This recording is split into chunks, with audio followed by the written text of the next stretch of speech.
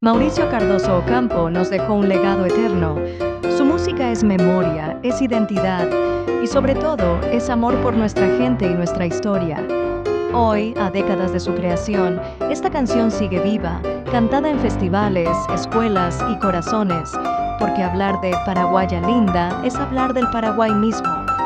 Paraguaya Linda no es solo una canción romántica, es una representación viva de nuestra cultura, de la mujer paraguaya como musa y como símbolo nacional.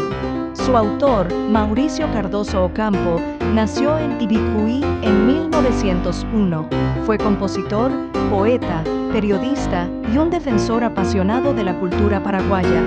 A lo largo de su vida escribió más de 300 obras, muchas en guaraní, llevando la esencia del Paraguay a escenarios internacionales. Esta canción es una guarania, género musical nacido en Paraguay, caracterizado por su ritmo lento y nostálgico, que expresa emociones profundas. En Paraguaya Linda, la letra y la melodía se unen para rendir homenaje a la mujer de nuestra tierra, símbolo de ternura, fuerza y tradición.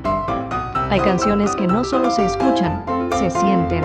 Paraguaya Linda, de Mauricio Cardoso Ocampo, es una de ellas, un himno a la belleza, dulzura y orgullo de la mujer paraguaya.